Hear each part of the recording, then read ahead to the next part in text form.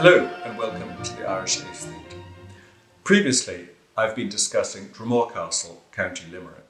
This now extraordinary ruin was designed in the late 1860s by architect Edward Godwin for the 3rd Earl of Limerick.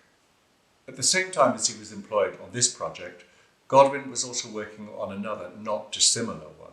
Occupying a site overlooking the Atlantic Ocean in County Kerry, Glenbeigh Towers was commissioned by the Honourable Rowland Allinson Wynne.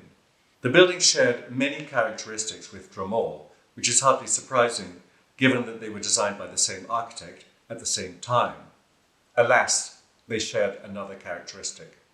Both buildings leaked very badly. In the end, Allinson Wynne had to call on another architect, local man James Franklin Fuller, in order to sort out the problems of weeping walls. As a result of this intervention, Glenbeigh was made habitable, and meantime Godwin was sued by his former client for the cost of correcting the building's deficiencies. No wonder he later advised other architects, if you're ever invited to design a castle in Ireland, refuse it. Following the original owner's death, Glenbeigh was inherited by his son, also called Rowland Allinson Wynne. An engineer by training, as a young man, he'd been a champion amateur boxer and had even written a book on the subject.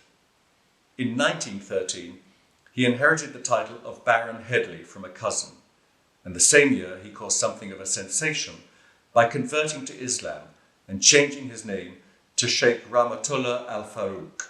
10 years later, as a good Muslim, he made the traditional pilgrimage, the Hajj, to Mecca. The Sheikh liked to say his prayers at the first mosque to be built in England, in Woking, on the outskirts of London. The Shah Jahan Mosque was designed in 1889 by an architect called William Isaac Chambers, who'd spent a great deal of the previous decade working in Ireland, where his designs were very different to a mosque.